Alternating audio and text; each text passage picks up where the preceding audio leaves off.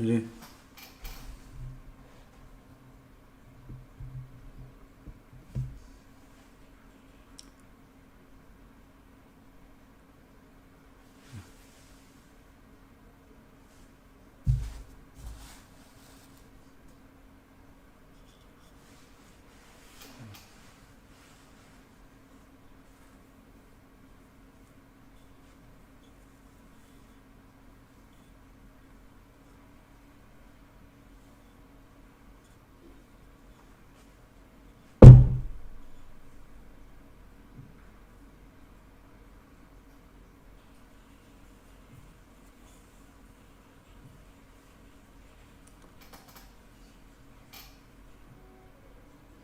네, 안녕하세요.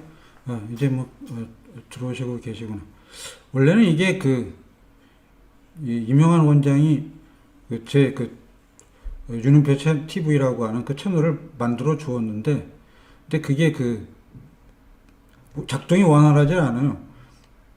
그러니까 원래 제 채널로 만들어 주었는데 뭐 애를 많이 쓰고 그냥 이것저것 장치를 만들어 가지고 했는데 그게 잘 안 돼 가지고 부득이 이번까지는 그 입문 채널 휴 이걸 통해서 이제 그 스트리밍을 할 수밖에 없습니다. 네, 안녕하세요.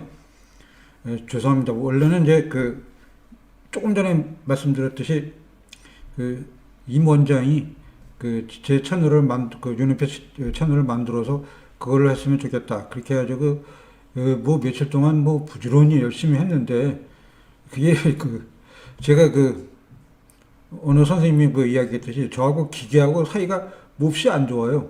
그래가지고 이제 작동이 원활하지 않아서 시간은 없고 할 수 없이 기존의 입문 채널 슈를 가지고 스트림을 하도록 할 수밖에 없습니다. 많은 양해 부탁드립니다. 워낙 저하고 기계가 사이가 안 좋아서 원장이 노력을 많이 했는데 잘 안 되네요. 네, 안녕하세요. 네, 반갑습니다. 이게 이번에도 지난번에 이어서 연료실 기술 제6권을 갖다가 이야기하는데 이 새 채널이 아니고요. 원래는 오 선생님 새 채널로 하려고 했는데 다 만들었어요. 그런데 작동이 원활하지 않는 거야. 제가 앉아서 새 채널을 막 하려고 했는데 그게 안 돼. 그 원장이 뭐 노력을 많이 했는데 안 돼가지고 할 수 없이 그냥 기존 입문 채널 슈 가지고 이제 하게 됩니다. 여러 선생님께서 좀 양해해 주시고 많이 도와주시면 아마도 제 채널 속에서 더 많은 아마 콘텐츠를 갖다가 생산해 가지고 여러 선생님께 말씀드릴 그런 기회가 열 것 같습니다. 이번까지만 해도 좀 양해해 주십시오. 노력은 무척 많이 했어요. 근데 뭐 안 되는 거 어떻게 하겠습니까?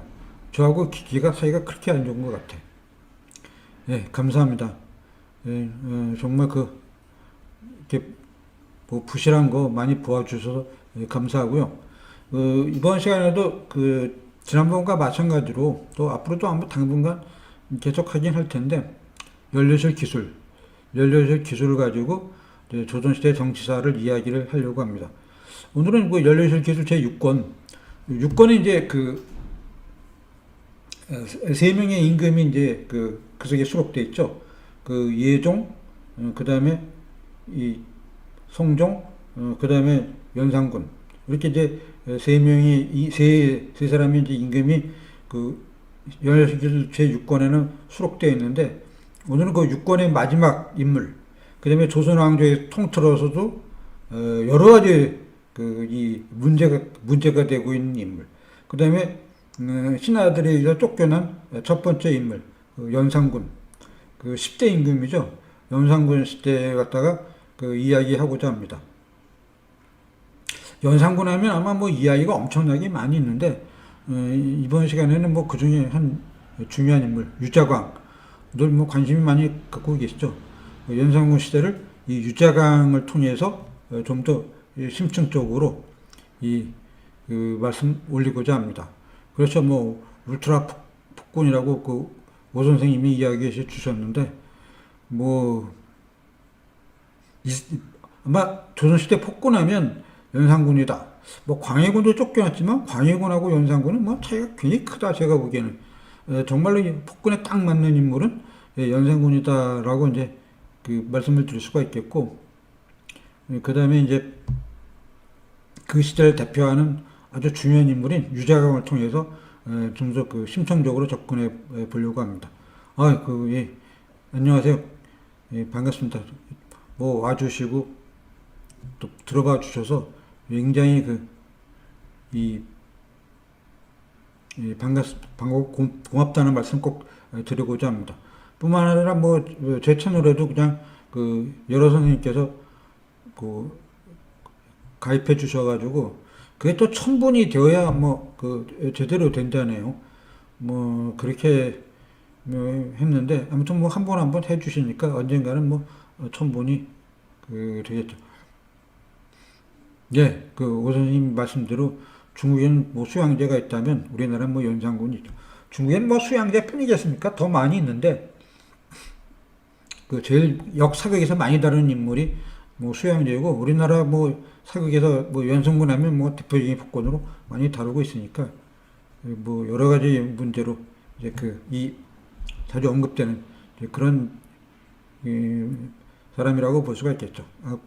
배영미 선생님께서도 아주 좋은 그걸 뭐라고 할까? 그런 걸 이제 이모티콘이라고 하나 해주셔가지고 뭐 감사하다고 느끼겠습니다. 연산군 경우에는 그런데 좀 안타깝게 열례실 기술에서 연산군을 그렇게 상세하게 다루고 있지는 않습니다. 워낙 육권에서 중요한 어떤 임금, 8대 예종, 9대 성종, 10대 연산군을 한꺼번에 묶어서 다루다 보니까 그렇게 페이지가 크게 많이 점화하는 것은 아니다. 그러니까 세 사람을 한 권에 묶다 보니까 이제 그런 현상이 벌어지는 거죠.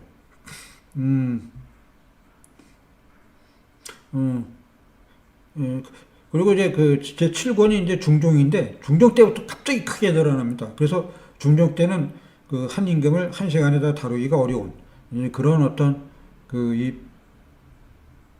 그런 상황인데요. 아무튼 연산군까지는 워낙 연례실 기술에서 짧게 다루고 있기 때문에 저도 이번에 짧게 이야기거리는 엄청나게 많은 인물인데 짧게 간략하게 간추려서 오 선생님이 이야기했듯이 유재광이라고 하는 사람 이런 사람을 통해 가지고 이야기하려고 합니다. 초점은 연산군 시절에 왜 유재광이라고 하는 인물이 간신인으로 되지 않았을까 하는 어떤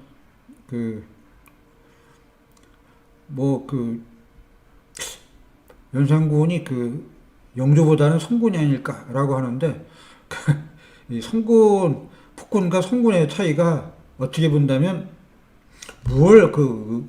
어떤 점에서 차이가 있는가 그렇게 이제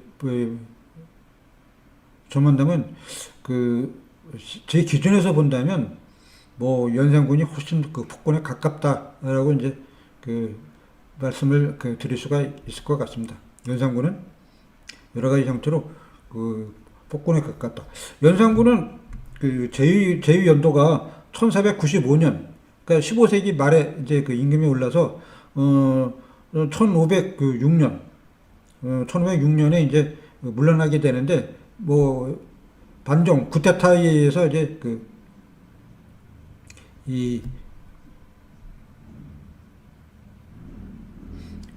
물러나게 되는 그런 어떤 이제 일종의 첫 번째 사례가 되겠죠.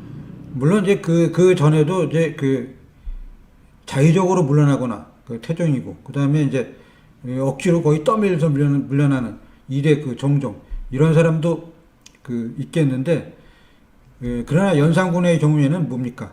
어떤 신하들의 반정 쿠데타에 의해서 물러난 첫 번째 임금이니까 그만큼 이제 문제가 많이 있다라고 볼 수가 있겠죠. 연산군은 이제 1495년, 즉 15세기 말, 그 다음에 1506년, 16세기의 출발, 그러니까 15세기에서부터 16세기로 전환되는 그런 아주 중요한 전환되는 어떤 시점에서 왕 노릇을 했습니다. 그래서 어떻게 본다면 세상이 꼭 그런 건 아니지만 이 바뀌는 그 와중에서 이제 왕노릇을 그 했으니까 그 변화되는 세상에 잘 그 대처하면 아주 뭡니까 이제 훌륭한 군주로서 평가받을 수도 있겠지만 그러나 대처가 제대로 잘 안 되죠. 이렇게 대처가 제대로 못한 것에는 아마 뭐 연산군의 어떤 죄라기보다는 출생의 문제, 연산군의 어떤 출생의 문제 또는 뭐 부모의 문제 이게 또 굉장히 크다고 말할 수가 있겠죠. 그러니까 연산군의 경우에는 물론 이제 그 폭군이라고 이제 일반적으로 정의할 수도 있겠지만 폭군이라고 그 일반적으로 이제 정의할 수도 있겠지만 그 연산군이 폭군이 되어가는 어떤 과정 속에서 본다면 그의 어떤 부모대의 문제 이런 것도 이제 상당히 그의 어떤 이 삶에 있어서 굉장히 크다라고 이제 볼 수가 있겠죠. 재진 선생님께서 또 축하드렸는데 감사할 뿐입니다. 그 연산군은 잘 아시는 것처럼 그 아버지 구대 성종의 이제 큰아들 장자로 이제 태어났습니다. 그래서 왕위 계승권 그 장자니까 1순위가 되겠죠. 그래서 장자로서 왕위를 계승해 나가는 첫 번째 사례입니다. 어떻게 본다면 연산군의 경우에는 그 장자니까 그 왕위 계승이 아주 순조로울 수가 있었어. 그래서 하면 아무 문제가 이제 없었을 텐데, 그러니까 뭐 조선왕조 시대 장자로서 왕위를 계승하는 게 원래 법도로 그렇게 정해져 있지만 실질적으로 행하기는 쉽지 않거든요. 뭐 이게 참으로 뭐 이상한 거죠. 장자 계승이 원칙이야. 장자로서 아버지의 뒤를 이어서 왕위를 계승한다. 이게 아주 정상적인 그 절차이긴 하지만 그런데 안타깝게도 그 이전 시대 결코 많은 일은 아니었습니다. 뭐 대표적인 거 연산군 이전에 한 사람 단종이 있었죠. 문종의 어떤 장자로서의 단종이 있어서 왕위를 계승했는데 안타깝게도 그때 일찍 그 왕위에서 뭐 타이반 뭐 자의반 물러나는 그런 이제 안타까움을 갖다가 이제 보았는데 연산군의 경우에도 장자로서 왕위를 계승했는데 어떻게 보면 안정적으로 갈 수가 있었는데 하지만 끝맞으면 또 이 단종과 같이 이렇게 좀 이 비극으로 끝났다. 그래서 참 아이러니하다. 그러니까 이 큰아들 장자로서 왕위를 계승하는 게 어떻게 본다면 가장 안전한 어떤 통로이고 길인데에 불구하고 두 사람 다 단종 그 다음에 연산군 끝맺음이 정말로 좋지 않은 그런 모유로는 그런 아이러니한 그런 어떤 면이 있다. 이걸 이제 말씀드리는데 연산군의 경우에 자꾸 그런 장자로서 왕위 계승을 했지만 단종하고 뭐가 달랐느냐? 어머니에게서의 문제가 있었습니다. 그 어머니가 또 연산군을 낳아준 이 어머니 윤씨인데 윤씨가 이제 후궁으로 있다가 이제 뭐 연산군을 낳기 직전에 이제 정실 왕비가 됐습니다. 그런데 이 패비 윤씨가 연산군을 낳고 키우다가 자꾸 국왕하고 어떤 마찰, 성종하고 마찰이 있어가지고 부부싸움을 좀 했는 것 같아요. 그러다가 이제 결국 나중에 이제 시어머니, 요새 연속극도 하던데 인수대비라고 하는 시어머니를 이 시어머니한테 들켜가지고 이게 이 할머니 정인왕후까지 알려져가지고 특히 뭐 이 사극에서 본다면 성종의 신체를 갖다가 훼손했다는 거 아니겠습니까? 부부싸움 하다가 그래가지고 결국 이제 밀려나게 되는 후궁에서 이제 피비가 되는 이제 그런 이제 안타까운 현상이 벌어졌는데 문제는 연산군은 자기를 낳아준 생모가 패비 윤씨가 있는 줄은 어렸을 때는 몰랐습니다. 그럼 언제 알았느냐? 연산군이 왕이 된 직후에 그때 이제 비로소 알게 됐어요. 그래서 지금 그 왕이 되기 전까지, 즉 세자 시절의 연산군은 자기가 패비 윤씨의 아들인지 몰라서, 그러다가 왕이 돼가지고 족보를 딱 정리하는데 보니까 결과적으로 이제 자기가 자기 어머니가 쫓겨난 사람이다라고 하는 것을 이제 알게 됐죠. 그래서 아마 큰 충격을 이제 받게 되었는데, 그러한 것도 이제 굉장히 이 연산군이 나중에 폭군이 되어가는 하나의 중요한 원인이 되었다, 이렇게 이제 볼 수도 있을 것 같습니다. 그래서 이 말씀은 장자로서 연산군은 정당한 왕위 계승권자로서 왕위가 됐지만, 단종과 마찬가지로 정당하게 왕위 계승을 했어. 그러나 하는 중간에 많은 문제가 있어서 신하들의 어떤 이 쿠데타 반정에 의해서 떨려나게 된 그런 어떤 이제 이 인물이 되었는데, 그 출발에는 어떤 자기의 낳아준 생모의 이 쫓겨남, 그 다음에 또 하나의 문제는 생모가 반성을 제대로 하지 않는다라고 하는 명목하에서 죽임을 당하게 됐다. 아마 생모가 연산군을 낳아준 패비 윤씨가 죽임을 당하게 된 중요한 원인 중에 하나는 바로 연산군 자신에게도 있다라고 이제 볼 수가 있겠죠. 연산군이 나중에 왕이 돼가지고 자기가 이제 패비 윤씨의 아들임을 알게 된다면 다시 또 뒤집을 거 아니냐. 그래서 이제 족보라든가 여러 가지 어떤 복잡한 문제가 생길지도 모른다. 그런 생각을 위해서 이제 연산군의 생모를 갖다가 연산군이 알기 전에 이 죽음에 이르게 되었는데요. 문제는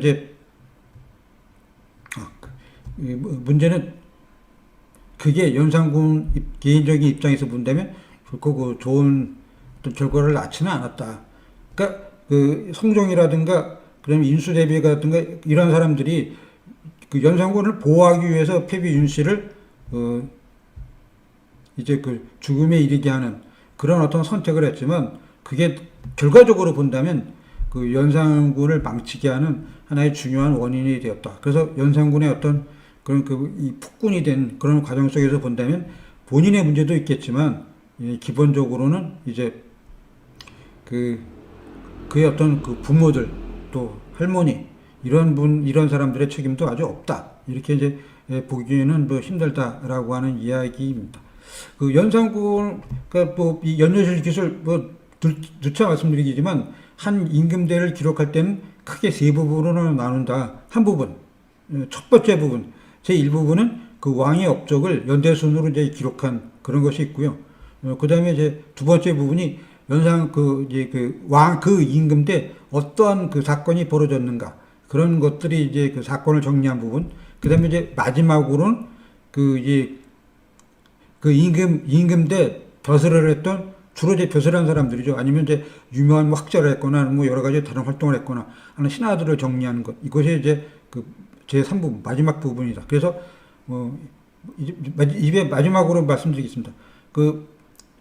연료실 기술이라고 하는 것, 제6권 연산군대를 정리해보면 제1부분, 이 부분은 연산군의 어떤 업적을 연대순으로 1년서부터 12년 이제 쫓겨날 때까지의 일을 갖다가 기록했고, 중간에 이제 사건, 그 다음에 이제 마지막은 이제 윤성군 시대에 활약했던 관료들에 대한 이야기 또는 신하들의 이야기, 이렇게 해서 이제 세 부분으로 정리했다. 이거는 늘상 했던 이야기니까 거기에 이제 다시 한번 이제 정리를 하고 끝내도록 하겠습니다.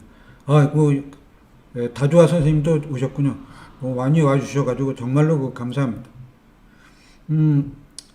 그런데 연산군 제6권에 아까 세 사람의 임금을 정리했다라고 하는데, 마지막이 10대 연산군인데, 이게 짧다 보니까 연산군에게 할애된 페이지가 굉장히 적어요.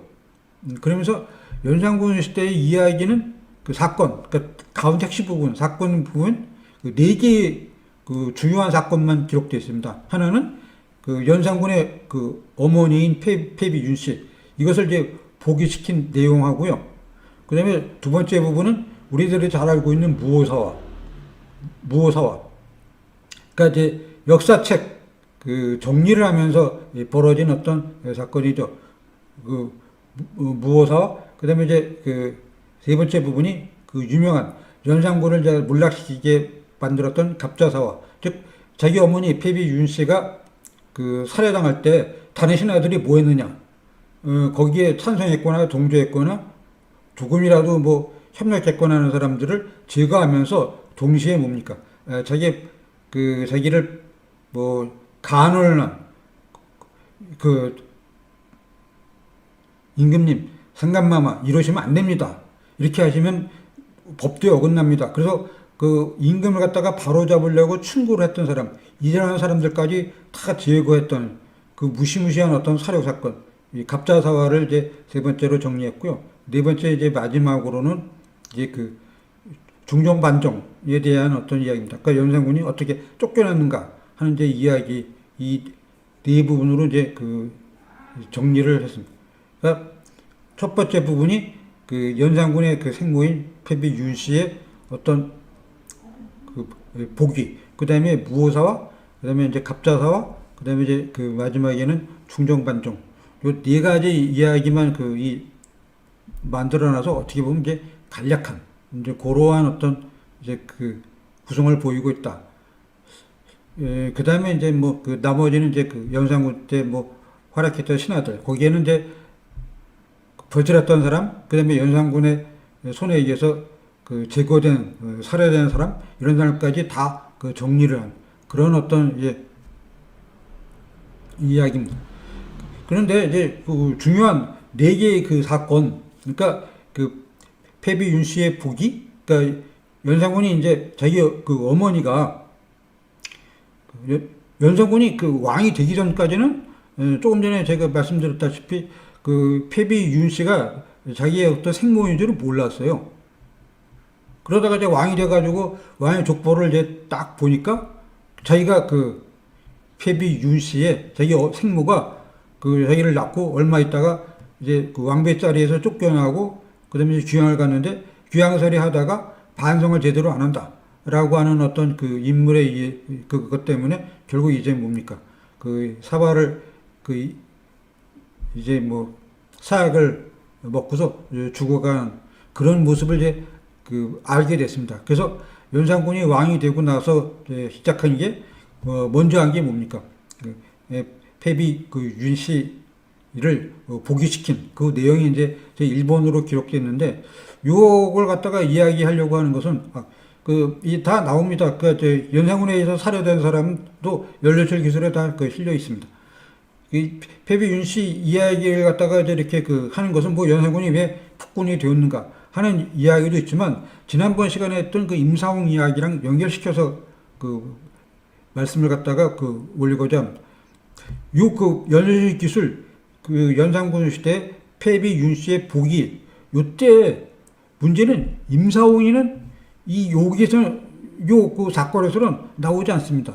그래서 흔히 사극에서 임사홍이가 연산군한테 가가지고 당신은 그 패비 윤 씨의 이 아들이다. 그래서 패비 윤 씨가 어떻게 억울하게 죽은 이런 걸 갖다가 막 알려주고 하는 그런 장면이 나오는데, 실제로 이 패비 윤 씨의 복위 시절에 임사홍이가 무엇을 했다라고 하는 기록은 나오지를 않아요. 그래서 이제 뭐 많은 사극이나 또는 뭐 일반적인 이야기로 이 패비 윤 씨하고 임사홍이를 많이 연결시키는 그러한 이야기들은 많이 사극에서도 막 드라마로도 하고 라디오 연속도 하고 뭐 영화로도 나오고 뭐 이런저런 이야기를 떠돌고 있기는 한데, 실제로 연료철 기술이라고 하는 책에 연산군 때 제일 첫 번째 나오는 이야기, 패비 윤 씨의 복위, 여기서는 이 임사홍에 대한 어떤 기록은 보이지 않습니다. 뭐 그런 게 이제 우리들이 흔히 알고 있는 어떤 일반적인 상식하고는 좀 뭐 거리가 있는 거죠. 그러니까 일반적인 어떤 뭐 사극의 이야기, 드라마 이야기, 영화 이야기, 또는 뭐 알려진 뭐 여러 가지 어떤 설화들, 여기서는 뭐 패비 윤 씨하고 임사홍이가 굉장히 가까운 것처럼 그렇게 이제 그 이 이야기되고 있지만 실질 연료실 기술 속에서는 임사홍의 모습은 그 이 패비 윤씨 부기 사건하고 임사홍의 모습은 별로 이제 그 나타나야 한다. 그래서 여기에 그 예리하신 그 오 선생님 이야기대로 갑자사화에서 임사홍이 활약했다는 이야기도 별로 보이지 않습니다. 그래서 어떤 면에서 임사홍은 좀 억울하다고 볼 수가 있겠죠. 근데 임사홍이 간신으로 평가된 것은 지난 시간 뭐 많이 그 이야기했기 때문에 더 언급하지는 않겠습니다만 임사홍이는 충분히 능력이나 자격이나 또는 실력이나 연산군이 잘못됐을 때 이걸 간언할 수 있는, 그렇게 되면 절대로 안 답니다. 상감마마. 이렇게 하시면 왕도에서 어긋나니까 위험합니다. 이런 이야기를 할 수 있었음에도 불구하고 또 임사홍의 자식, 정말 아들, 그 다음에 임사홍의 가장 가까운 친구, 이 사람들은 연산군에게 간절하게 충고하다가 결국 죽음을 당하게 돼요. 그때 임사홍이는 그냥 가만히 있는 거야. 입 다물고 있는 거야. 그래가지고 결국, 그러나 나중에 이제 뭐 중종반정이 일어났을 때 그 죽는 이야기, 거기서 그 임사홍이는 나옵니다. 그 마지막 중종반정을 통해서 임사홍이가 어떻게 죽었느냐 하는 이야기는 거기에 이제 일부 실려 있는데, 이렇게 이것 때문에 이제 임사홍이는 이제 욕을 먹고, 실제로 이 패비 윤 씨의 어떤 그 보기 문제하고 임사홍 거기에서 기록된 것은 별로 없습니다. 그러면 그 두 번째 무오사화 때부터 누가 활약하느냐? 한때 임사홍의 친구였던 유자광이가 맹활약을 하게 됩니다. 오늘은 그 유자광이를 중심으로 해서 이 연산군 시대의 그 움직임에 대해서 해보려고 하는데, 이 무오사화라고 하는 것은 뭐 잘 아시다시피 연산군 4년 그 무오년에 이제 그 자기 아버지인 성종의 어떤 실록을 이제 편찬을 이제 하려고 했습니다. 그때 이제 김일손이라는 사람이 이 벼슬을 하고 있었는데, 김일손이는 과거 수석 장원급제한 사람이요. 엄청나게 머리가 좋아. 김일손은 아주 지방 경상도 사람인데 장원급제를 했습니다. 그래서 최고의 엘리트 관직을 줬어. 그 최고의 엘리트 관직이 이제 홍문관 교리인데, 그래가지고 홍문관이 이 박사가 돼서 뭐를 했냐면 연산군 밑에서 이제 아버지 성종의 실록을 갖다가 작성하는 그런 이제 주된 역할, 아주 중요한 역할. 왜냐면 과거에 수석 합격, 장원급제를 했기 때문에 김일손이를 시켜가지고 이제 성종의 어떤 실록을 이제 쭉 정리를 하려고 하는데, 이때 성종 때 어떤 기록을 이제 정리를 하면서, 그때 황종 때 많은 활약을 했던 인물이 자기의 김일손의 스승이 바로 김종적이라고 하는 아주 유명한 그런 학자인데, 김종직이가 이제 김일손의 스승이었거든요. 자기 이제 스승이었던 김종직이의 이제 활동 기록을 이제 쭉 적는데, 김종직이가 아마 의기가 상당히 이 고든 그런 사람이었던 모양이에요. 그래가지고 이 성종 그때 이 왕하고 이제 여러 가지 어떤 성종이 글을 갖다가 이제 굉장히 이 문학 아주 솜씨 좋은 글을 잘 쓰는 사람을 갖다가 괜히 높이 평가했거든요. 물론 자기도 똑똑하기 때문에 그런지 몰라도 글을 잘 읽는 사람을 갖다가 상당한 많이 대접을 해줬습니다. 그래서 김종직이가 원래 이렇게 이 좋은 집안 가문 출신이 아닌데 굉장히 문장력이 탁월해. 그래가지고 김종직이를 발탁을 해가지고 굉장히 좋은 자리에 이제 이 배치를 한 다음에 그의 어떤 문장 능력에 대한 어떤 그런 이제 실험을 많이 했는데, 그 과정에 이제 김종직이가 자기 나름대로의 이제 솜씨를 갖다가 뽐내기 위해서 여러 선생님이 잘 아시는 조의제문,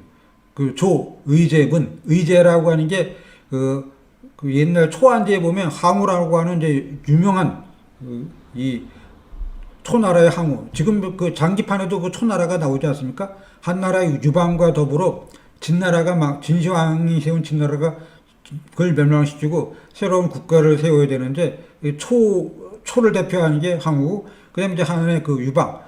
그래서 이 두 사람이 천하를 두고서 엄청나게 다투지 않습니까? 그래서 이제 초안지라고 하는 유명한 소설도 나오고, 요새 보니까 그 이 중국 그 케이블 TV 사극 중화 TV라고 하나요? 그건 잘 모르겠는데 거기서 뭐 사극도 막 초안지도 하더라고요. 중국에도 상주 이상으로 초안지가 엄청난 인기입니다. 장기판도 바로 그 초안지에 입각해가지고 만든 거잖아요. 그만큼 이 중국에는 이 황후하고 그다음에 그 유방과의 싸움 이거에 대한 어떤 그런 그 이야기 스토리 이걸 굉장히 크게 그 중시하고 오히려 상주 이상으로 그 이 중국에서는 그 이 초안지를 높이 평가하고 그 사람들에 대한 관심을 많이 그 보이게 되는데 그때 그 초나라의 항우는 처음부터 그 왕이 된 게 아니고 자기가 이제 초나라의 어떤 장수 재상 출신이었는데 그 초나라의 왕 후예가 바로 그 의제입니다. 그 의제를 갖다가 모시고 내가 이제 그 천하를 이제 도모해서 나의 임금님인 의제 이분을 그 진시황을 대신하는 어떤 훌륭한 그러한 어떤 이제 이 황제로 만들겠다. 그러한 명분하에서 그 반란을 일으켜가지고 굉장히 한때 큰 어떤 형성을 보이게 됩니다. 그러니까 황후의 입장에서 본다면 황후는 초나라의 귀족, 재상의 후예요. 그러니까 당연히 황후는 내가 먼저 모시고 있던 죽은 그분이 누구냐? 의제다. 그런 의제를 갖다가 진시황을 대신하는 훌륭한 황제를 만들기 위해서 내가 이렇게 그 군대를 갖다가 이끌고 나간다. 그런데 유방은 뭡니까? 유방은 그 저 한나라 지방이 그냥 농부 출신밖에 안 됐어. 이게 뭐 농부에서 뭐 조그마한 벼슬을 했다고 합니다.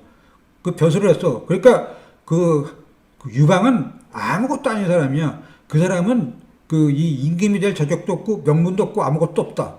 그래서 처음에 많은 어떤 사람들이 유방이를 지지한 게 유방이는 그 명분이 있었잖아요. 나는 초나라의 귀족으로 초나라의 그 이 선대 임금의 후예인 의제를 그 진시황을 대신하는 훌륭한 황제로 만들기 위해서 내가 이렇게 의거를 일으킨 것이다. 그래서 처음에는 잘 나갔는데 그런데 점점 유방이 힘을 얻고 거의 그래서 이제 그 뭐 잘 아시는 것처럼 그 유방은 어디로 쫓겨갑니까? 저기 그 촉한 한나라 땅으로 이제 그 쫓겨가가지고 숨어들게 되는데 거의 다 천하를 그 차지할 정도로 큰 힘을 지니게 됐어요. 그러다 보니까 욕심이 생겨. 그래서 그 의제를 살해하고 뭐 자기가 손으로 뭐 직접 죽였는지 뭐 어떻게 죽였는지 서른 여러 가지 있는데 아무튼 의제를 제거하고 자기가 그 초나라의 그 왕으로 등극을 합니다. 이때부터 그 이 황후는 몰려오기 시작해. 왜? 처음에 명분은 자기가 이제 그 이 모시고 있던 의제를 갖다가 황제로 만들기 위해서 의거를 한다라고 이제 해가지고 지지를 많이 얻다가 나중에 자기가 유명해지고 힘이 커지니까 의제를 제거하고 자기가 이제 황제가 되려고 하는 그런 욕심을 보이는 순간 명분을 잃어버리면서 점점 뭡니까? 몰리게 되는 거죠. 그 틈을 틈타서 유방이 이제 거사를 해가지고 저런 악독한 황후를 타도해야 된다. 이제 그런 이제 이야기를 이제 뭐 오선생님께서 이게 또 좋은 이야기 뭐 경포를 시켜서 의제를 죽였다라고 하는데 뭐 그게 그 설이 좀 약간 복잡해가지고 더 있습니다. 아무튼 뭐 여기서 뭐 그 이야기를 하려고 하는 것은 아니고 이렇게 해서 이제 의제를 이제 죽였다. 그래서 이 황후가 자기가 모시고 있던 주군을 죽인 그것에 대해서 애통해하고 황후로 성토하고 의제를 갖다가 애통해하는 그런 글 갖다가 김종직이가 썼습니다. 그래가지고 이제 그거를 이제 성종실록에다가 이 김일손이가 이제 쓰려고 했는데 그것이 처음에는 문제가 된 게 아니라 실록청에는 이제 김일손이는 이제 직접 실록을 쓰는 거고 그 위에 당시 재상으로 누가 있었냐면 이극돈이라는 사람이 있었는데 이 이극돈이라는 사람이 실록의 어떤 책임자야. 그러니까 이 사람은 이극돈이는 실록을 이게 좀 복잡하지만 간단하게 말씀드리겠습니다. 이게 너무 제가 자세한 설명하게 되면 이 말이 길어지니까 실록을 작성하는 사람은 김일손이고 이극돈이는 그 사람을 뭡니까 김일성이가 제대로 쓰고 있는지 안 쓰고 있는지를 감독을 해야 돼. 그러나 이 감독관은 감독만 할 뿐이지 그거를 쓸 수는 없어요. 실록을 쓸 수는 없어. 이게 아주 조선왕조의 그 실록 편찬에 굉장히 중요한 나름대로의 어떤 객관성을 담보하기 위한 그런 방법인데요. 실록을 쓰는 거는 사관이야. 그러면 그걸 갖다가 이제 감독하는 감독관은 누구냐? 그거는 대상이나 판서 같은 그런 높은 사람이야. 높은 사람들이 직접 써서는 안 돼. 감독만 할 뿐이야. 그런데 보니까 이제 김일손이가 이 실록을 막 쓰면서 실록에는 또 여러 가지가 많이 있는데 인물에 대한 어떤 평가도 있습니다. 심지어 왕에 대한 평가도 해. 처음에는 그게 안 됐는데 처음에는 이제 신하들에 대한 평가만 했는데 나중에 가면 갈수록 임금에 대한 어떤 평가도 하는 수가 있어요. 그래서 이 실록이라고 하는 게 굉장히 무서운 거죠. 그러니까 감독을 하면 어느 정도까지 방향성이 있냐면 이제 감독관 이극돈이가 김일손한테 이 표현은 너무한 것 같다. 내가 보기에 이것은 좀 고쳐야 될 것 같은데. 그래서 고치는 것은 지시할 수가 있어. 그래서 그 지시를 받아서 김일손이 이제 고치면 되는데 고치고 안 고치고의 어떤 결정은 누가 할 수 있어? 김일손이밖에 할 수가 없어. 감독관은 뭡니까? 고치라고 지시할 수는 있어도 자기가 밑줄을 그어가지고 고칠 수는 없어. 고치는 것은 사관, 즉 김일손이가 해야 돼. 이렇게 해가지고 역할을 확실하게 구분해 놓았습니다. 그러니까 마음이라고 하기보다는 이제 이 오태무 선생님은 마음이라고 하는데 그건 아니고 쓰는 거는 사관이 써야 돼. 그러나 이제 이 방향성 이렇게 고쳐라, 저렇게 고쳐라라고 하는 지시는 이제 감독관 이극돈이 하게 되는데 그러나 기본적으로 그렇다고 이극돈이가 자기가 북북 긋고 쓸 수는 없다라고 하는 거지. 그래서 이 쓰는 사람과 감독관의 어떤 역할 구분을 분명하게 한 거죠. 그래야지만 뭡니까? 실록의 어떤 객관성을 담보할 수 있다라고 봤기 때문에 조선은 그런 식으로 운영한 겁니다. 그렇기 때문에 실록이라고 하는 게 그렇게 가치가 높이 평가받을 수밖에 없는 그런 이제 이유가 되겠죠. 그래서 이제 처음에는 이제 이 김일손이가 막 굉장히 뭐랄까 아주 엄격한 잣대로다가 이 실록을 갖다가 쓰면서 여러 사람들의 이제 뭡니까 문제점 비판을 갖다가 계속해. 그래서 이극돈이가 이제 참다 못해가지고 계속해서 이제 이야기를 하게 됩니다. 왜 너는 이런 식으로밖에 못하냐? 너는 왜 이런 식으로 쓰느냐? 고쳐라. 그렇게 해가지고 이제 이 이야기를 했는데 김일손이는 아까 말씀드렸듯이 과거에 자원급제 수소합격한 사람이야. 그러니까 뭐야? 엘리트 의식이 어마어마하게 커. 그리고 자기의 스승은 김종직이지 이극돈이 아니야. 이극돈이는 자기 상관일 뿐이지. 그러니까 상관의 지시를 좀 따르기는 하지만 그것을 갖다가 그냥 완전히 받아가지고 쓸 수는 없었다고. 그러니까 자기 입장에서 김일손의 입장에서 본다면 이거는 내가 맡겨진 어떤 권한이니까 저는 이거대로 이 방침대로 이렇게 쓴다. 라고 이제 해 나간 겁니다. 그러다 보니까 이극돈과 김일손 사이의 다툼, 갈등이 점점 커질 수밖에 없죠. 그렇죠. 글 선생님이 얘기했듯이 결국 마찰이라고 하는 게 생기게 되는데 이 마찰이 그냥 서로 지금까지는 그냥 서로 싸우다가 제3자가 개입해가지고 이제 그냥 적당히 타협해서 하자. 왜냐면 어차피 내가 출시하려고 한다면 제3자라고 잘못 보이면 안 좋지 않습니까? 그렇지 않겠습니까? 선생님도 어떻게 생각하세요? 내가 사관이야 막 쓰는데 위에서 감독관 판서 같은 사람들이 와가지고 좀 고쳐야지 이거 넘어간 거 아니냐? 그래서 좀 약간 이제 고쳐. 그러면 이제 그 사람들의 관계가 어떻게 보면 이제 원활하게 돌아가겠지. 지금까지 그런 식으로 운영이 왔단 말이야. 좀 고쳐라고 한다면 어느 정도 이제 봐주는 선에서 고쳐왔는데 김일손이라는 사람은 최고 엘리트 의식이야. 장원. 그래가지고 그냥 이제 밀고 나가는 거야. 뭐 아주 여기 근로선님께서 좋은 지적해 주셨는데, 그렇죠. 저 같은 사람은 이제 무섭겠죠. 그래서 어떻게 본다면 이제 그냥 적당히 하자 이렇게 이제 넘어갔을 텐데, 이 김일성은 안 그랬습니다. 굉장히 어떻게 본다면 또 정당한 어떤 자기의 이 입장을 계승한 거니까 뭐 옳다고 뭐 볼 수밖에 없는 부분도 있겠죠. 그래서 계속 갔는데, 이게 이제 이극돈이 뭐 재당이니까 뭐 자기 재당 가운데서 또 얼마나 동료들이 많이 있겠어요. 계속해서 이제 이극돈이가 다른 어떤 재당들한테도 또 다른 사람에게도 김일성이가 계속 이런 문제를 갖다가 일으킨다. 문제가 된다. 그래가지고 이제 처음에는 이제 뭐 자기 손에서 아마 김일성이를 좀 어루만지면서 해결해 보려고 노력을 했던 것 같아요. 근데 이게 점점 더 두 사람의 마찰이 커지면서 이게 뭡니까? 확 퍼지게 되는 거야. 그러다 보니까 너도 나도 이제 달려 들어가가지고 보니까 김일성이가 쓴 게 굉장히 뭐랄까 좀 아주 엄격한 거야. 그렇죠. 뭐 지조가 그 나름대로의 어떤 선비로서의 지조 이런 게 있었던 게죠. 굉장히 엄격하게 써가지고 이 기록을 하니까 불만이 점점 좀 커질 수밖에 없고, 이것이 이제 급기야 뭡니까? 전체 대상들에게까지 퍼지면서 이거 그냥 두어서는 안 되겠다.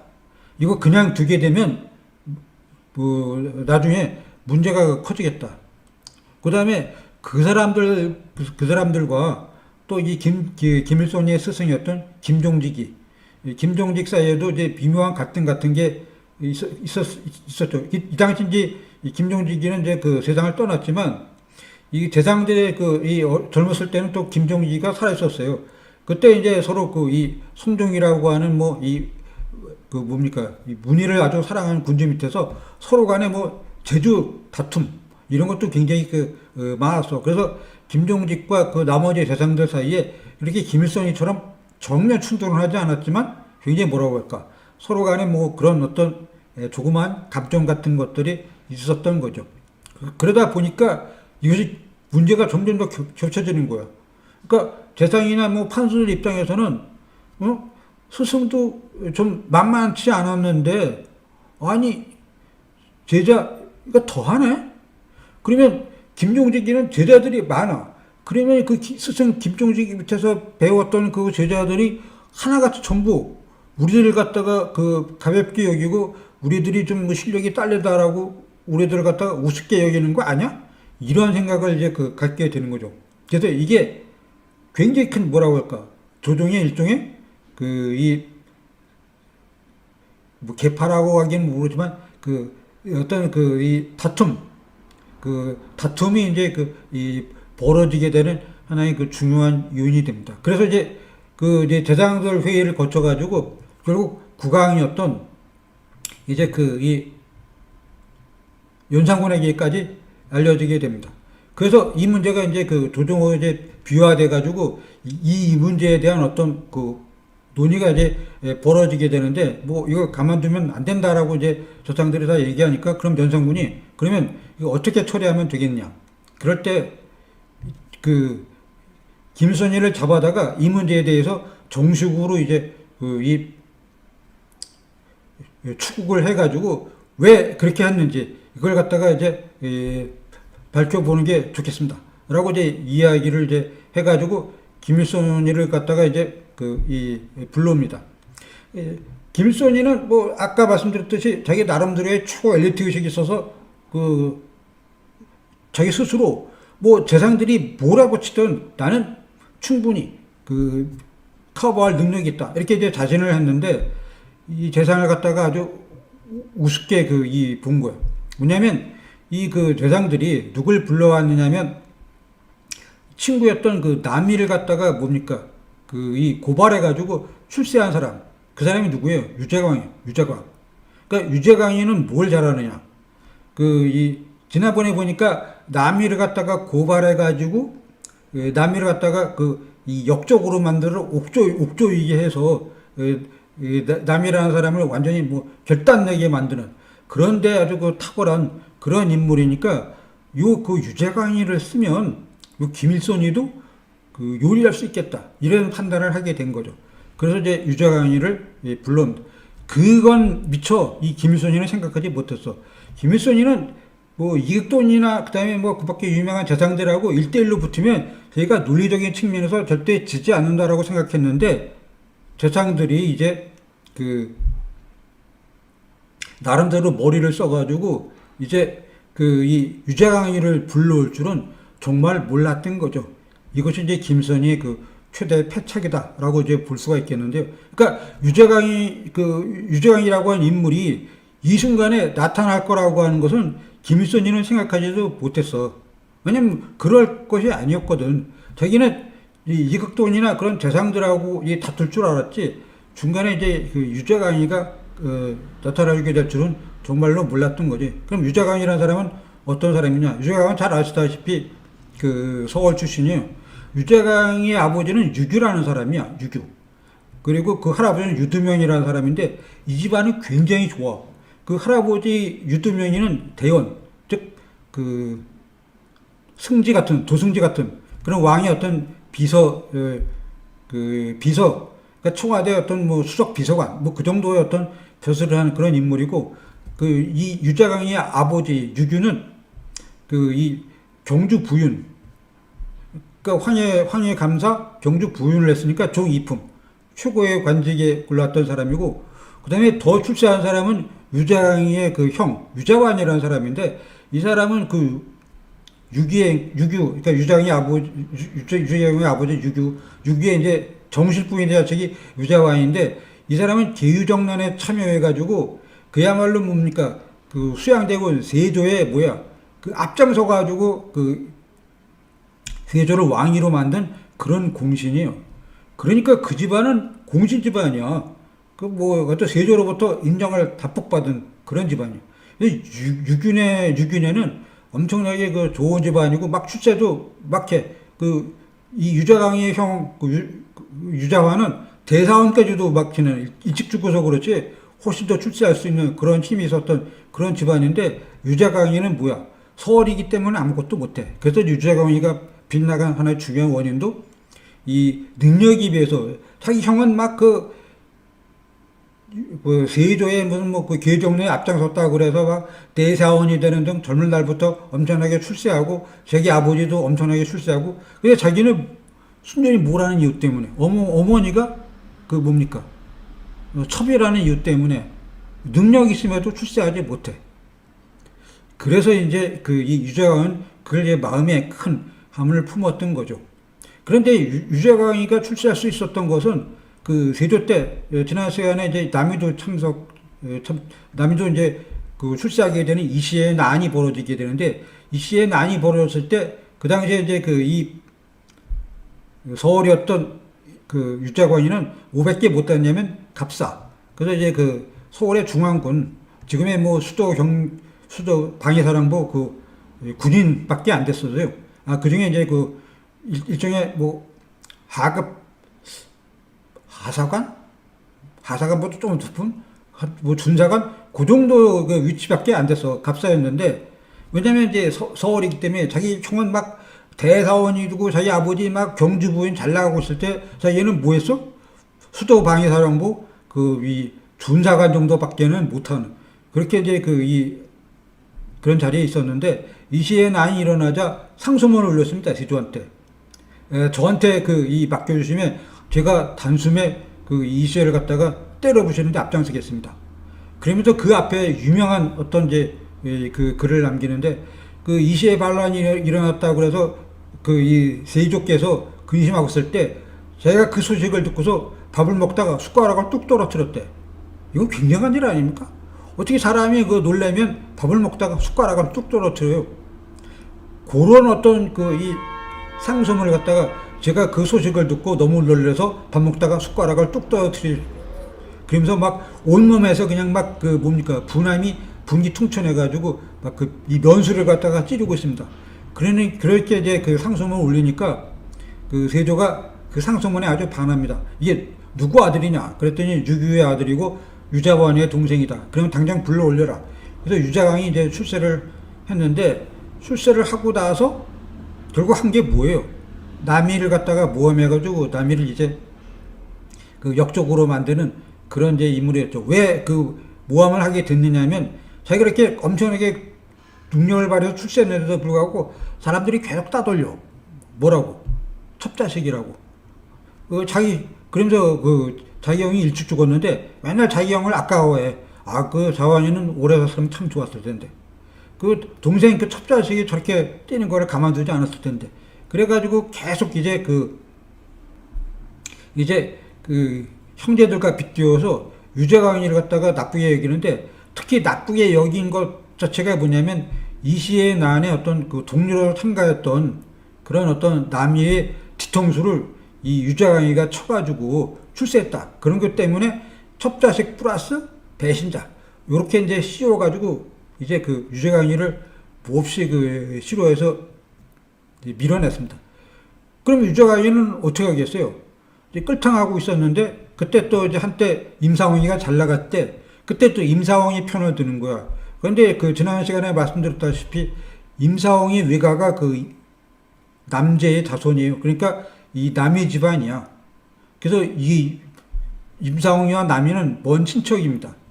그랬는데 자기가 모함해가지고 제거한 그 남이의 어떤 친척이었던 임상홍이 잘 나가니까 그 밑에 가가지고 또 임상홍의 친구처럼 뭐 굴었다. 그러다가 또 임상홍이가 또 이제 중간에 더 몰락을 하니까 그 다음에 또 이 뭡니까 다른 이제 재상들에게 붙는. 그래서 항상 이 유재광이는 잘 나갔을 때는 그 사람에게 붙어.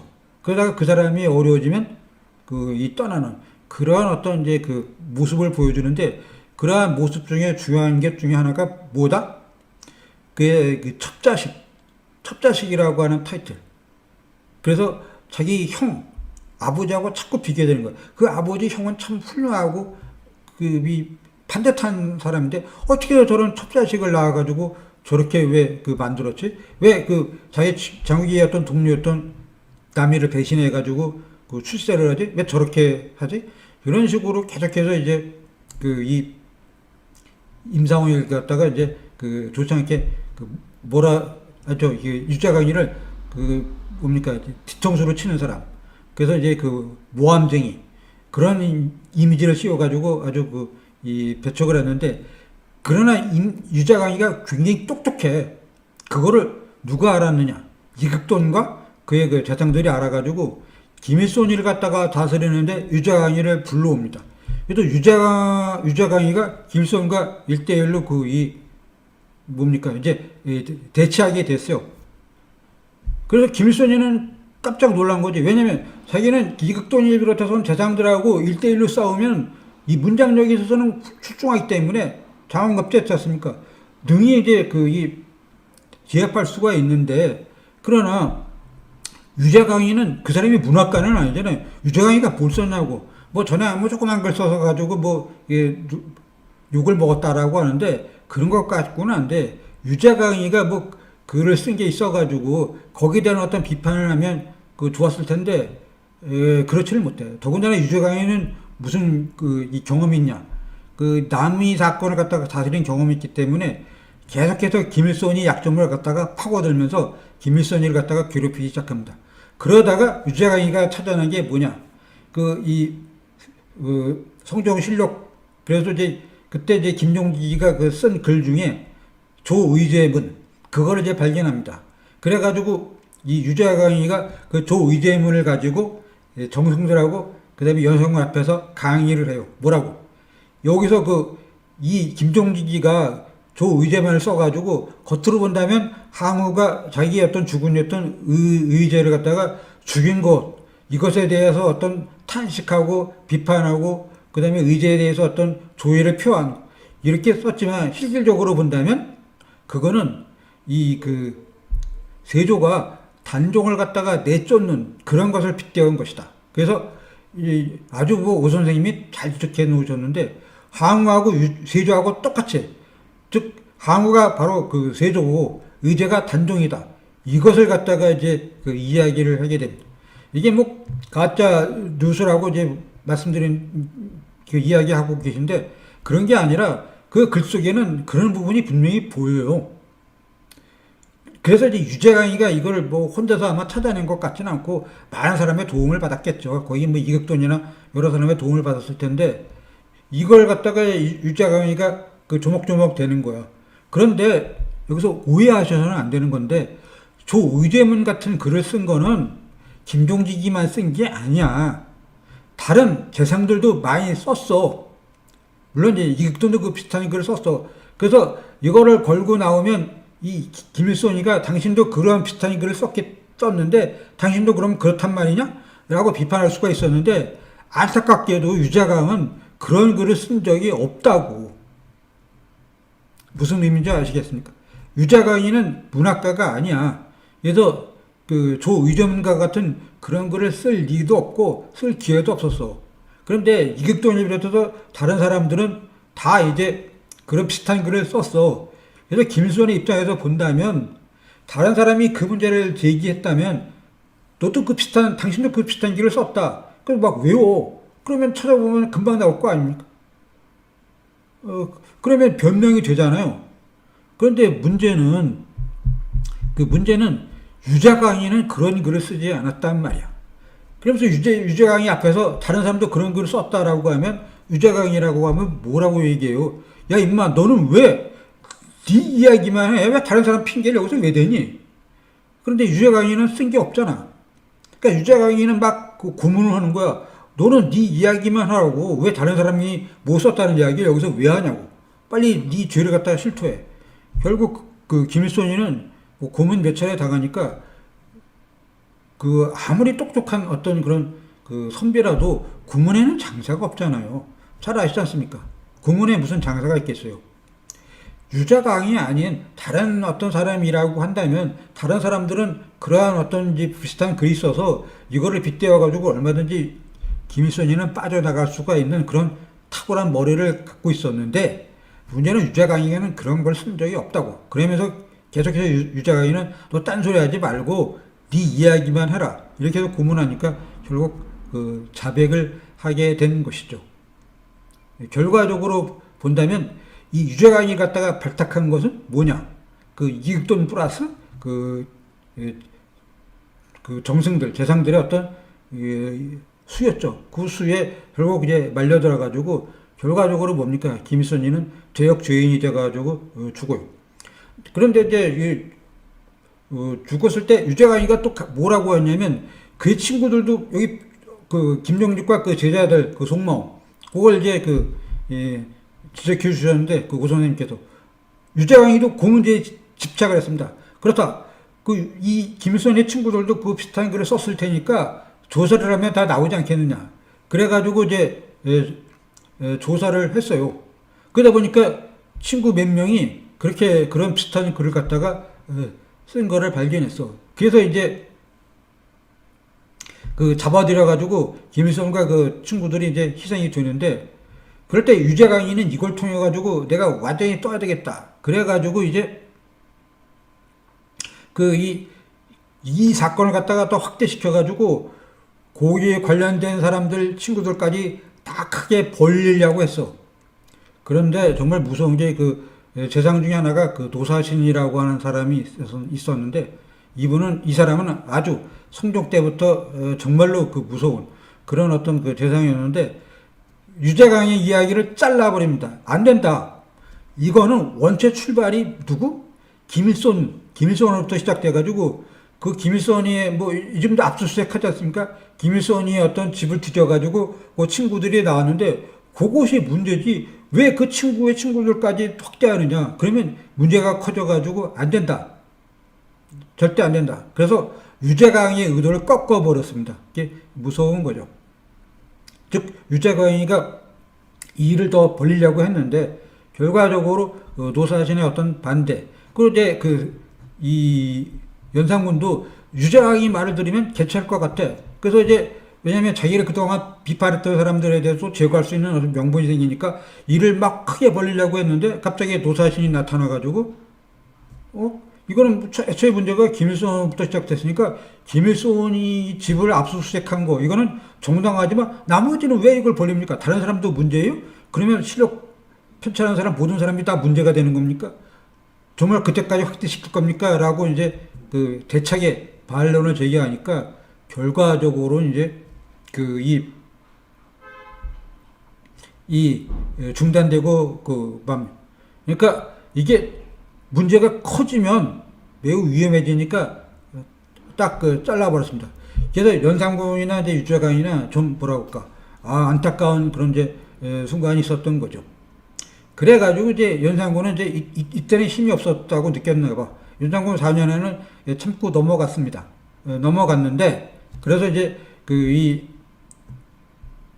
김일성과 그 친구 몇몇은 이제 그 사형을 당하고 그다음에 이제 몇몇 사람은 이제 유배가고 그다음에 그 스승이었던 김종식이는 이건 그만두면 안 된다. 그래서 부관참시 관을 꺼내다가 이제 그 완전히 그 이 시체 갖다가 머리를 자르는 그런 어떤 이제 그 이 조치를 취하면서 마무리를 주었는데 그런데 이제 그 이걸 시작한 연산군의 입장에서 본다면 앙금이 남지 않습니까? 노사시민이만 아니면 이거를 크게 벌려가지고 자기를 그동안 반대하고 뭡니까? 자기에 대해서 뭐 이것저것 간섭하는 사람들을 단번에 제거할 수 있었는데 그런 이제 아쉬움이 남았는데 마침내 얼마 있다가 노사신이 세상을 떠납니다. 그리고 이제 그 노사신 비롯해서 이제 그런 이제 어떤 그 중요한 어떤 중심들이 이제 세상을 떠나니까 마침내 연산군도 기회가 왔다라고 생각해가지고 8년 뒤에 그러니까 이게 그 연산군 4년에 이게 벌어졌다면 연산군 12년에 드디어 그 갑자사화라고 하는 그야말로 일대대 피비린내 나는 대규모 숙청 사업을 이제 본격적으로 시작합니다. 그때 이용한 게 뭐죠? 이제 그 자기의 어머니 폐비 윤 씨가 폐위당하고 그다음에 이제 그 사약을 먹고서 죽게 되는데 거기에 관여된 사람 일체 다 심지어 누구까지 그 당시 그 이 폐비 윤 씨 당시 최고의 어떤 정승 자리에 있었던 한 명이까지 한 명이 이미 죽었어. 하지만 이 죽은 한 명에도 그냥 둬서는 안 된다. 그래가지고 한 명에도 김정직이처럼 부관 참시 그래서 그 시체를 갖다가 헐고 관을 갖다가 열고 그 다음에 한 명의 를 갖다가 뭡니까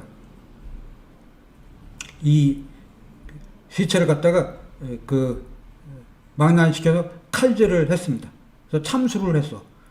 그런 이제 무시무시한 부관 참시까지 하게 되고 어떤 관련되어 있는 사람은 저는 다 그 다음에 플러스 거기에 누구 지난번에 이제 임상홍 사건에도 말씀드렸다시피 자기에 대해서 조금이라도 비판적인 의견을 갖고 있는 사람 또 자기에 대해서도 이 간섭하거나 자기에 대해서 조금이라도 약간 좀 뭐 조롱 비슷한 거 자기를 좀 약간 비우는 이야기 이런 거 한 사람도 다 제거가 됐는데 심지어 이 당시에 어떤 이 재상주의 이극돈이의 동생 이극균이도 그때 이극돈이 이미 세상을 떠났고 동생 이극균이도 있었는데 임상홍이는 아주 가까운 친구입니다. 그 사람이 이제 정승국 있으면서 도저히 그 연산군을 그냥 두면 안 되겠다. 이거는 위험하다라고 판단돼 가지고 연산군에 대해서 좀 자제하시고 이렇게 하게 되면 위험하니까 좀 이제는 정말 절제하시고 모든 걸 갖다가 좀 참으십시오. 이렇게 해가지고 강력하게 권유를 했는데 그 사람 맞아. 그렇죠. 여기 능상죄 임금을 갖다가 능멸하고 없애놓겠다라고 하는 죄.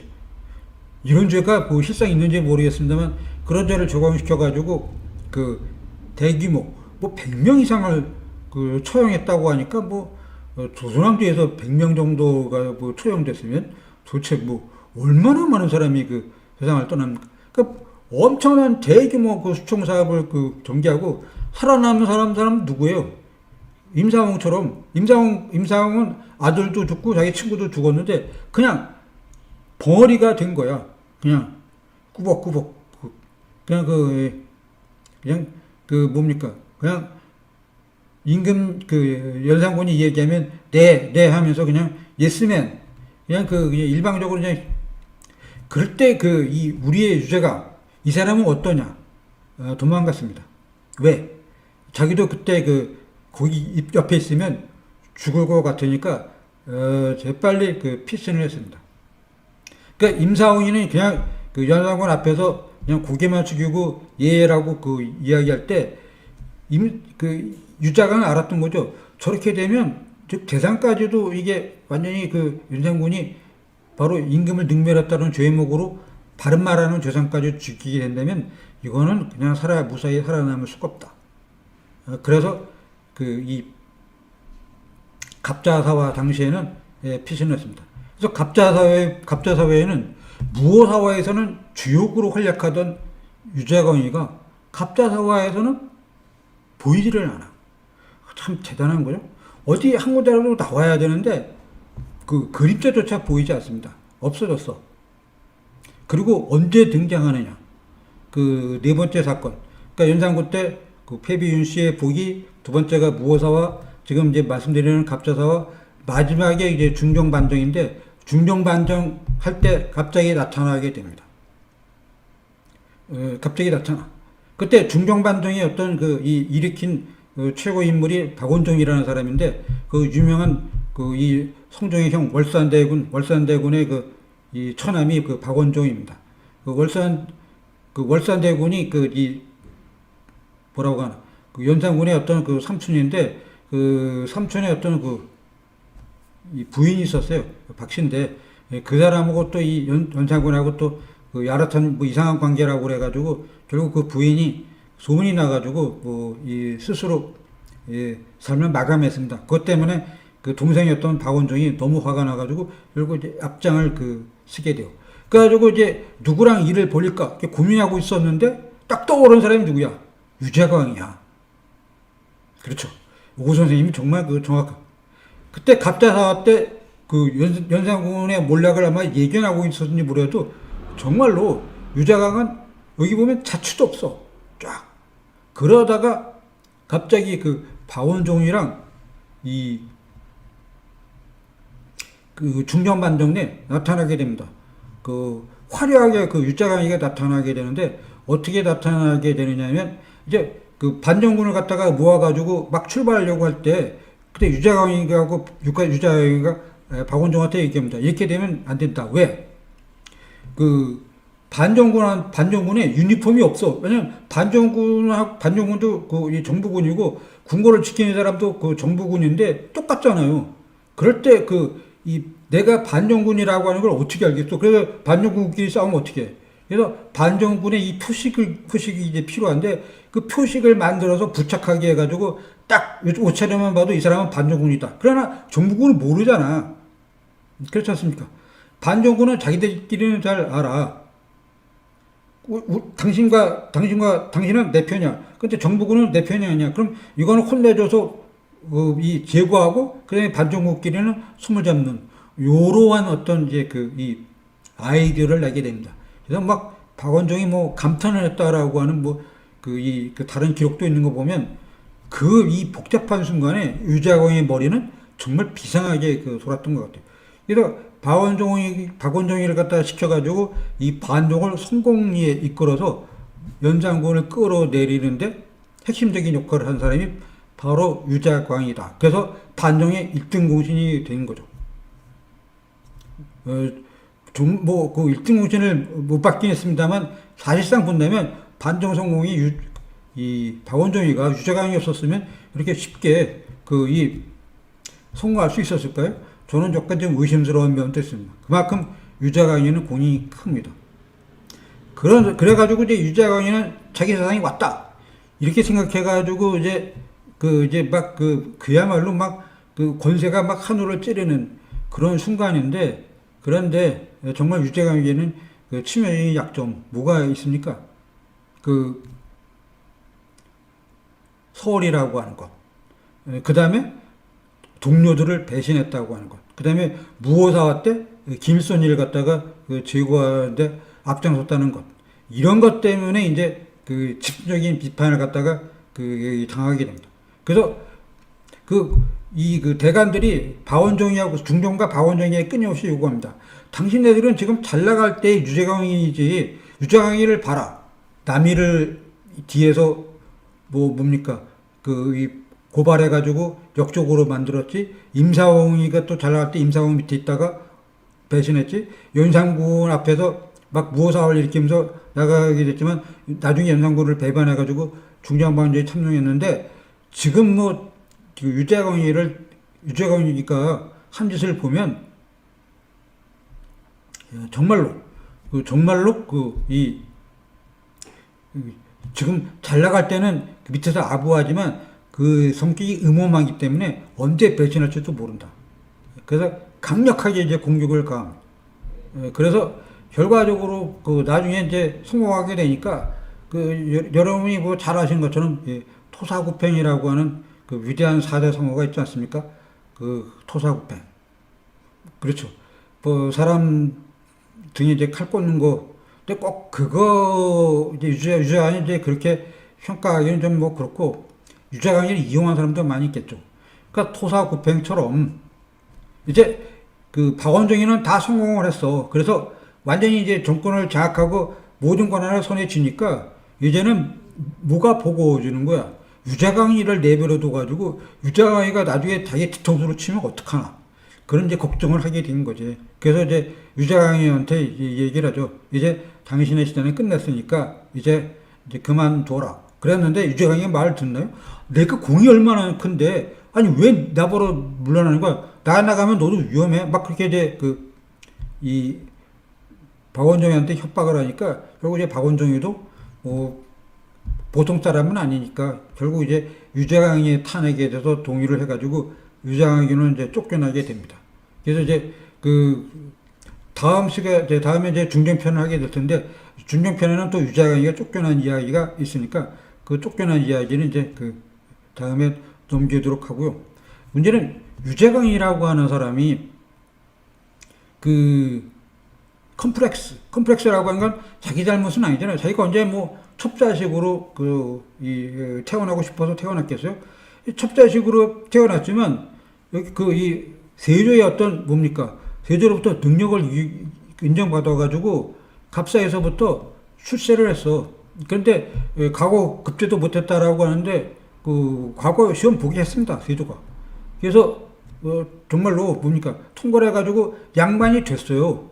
근데 양반이 되긴 됐는데, 근데 계속 공격을 하는 거야.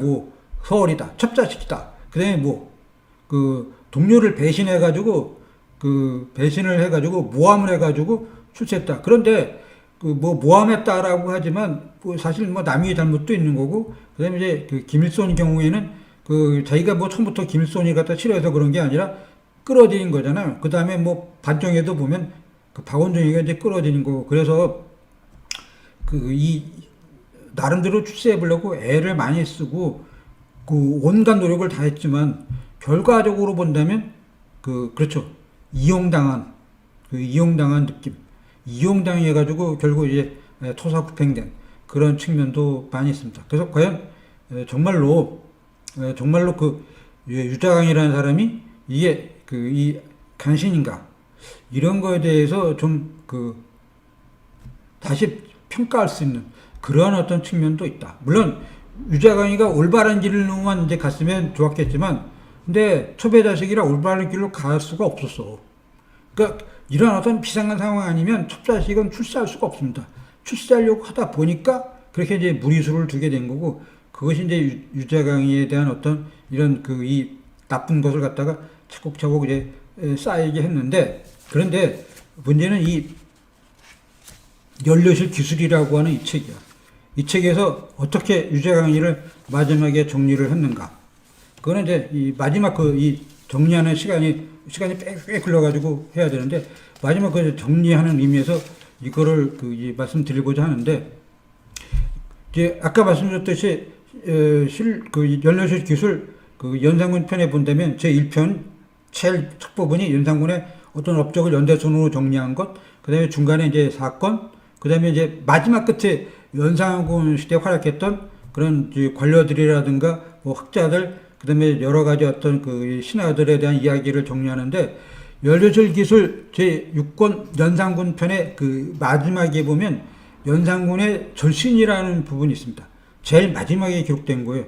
그 연료실 기술 읽을 때 꼭 그 마지막은 꼭 한번 그 이 주의 깊게 봐야 되는데 이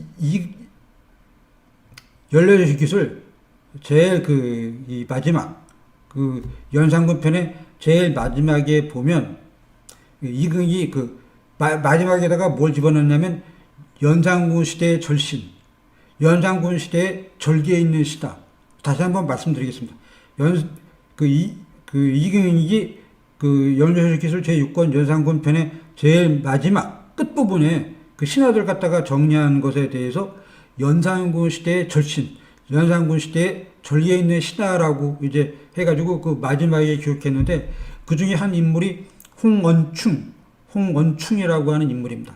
홍원충이라고 하는 인물인데 이 홍원충은 연산군한테 계속해서 간언을 해요. 그렇게 하시면 그 상감하면 안 됩니다. 위험합니다. 그 정도에서 벗어납니다. 이렇게 간언을 해. 그래가지고 연산군이 너무 화가 나가지고 이 홍원충이를 잡아다가 족쳐라. 그래서 홍원충이는 저 지방에 있었는데 그 지방에 있는 홍원충이를 잡아다가 족치기 위해서 끌고 와. 끌고 오는데 중간에 오다가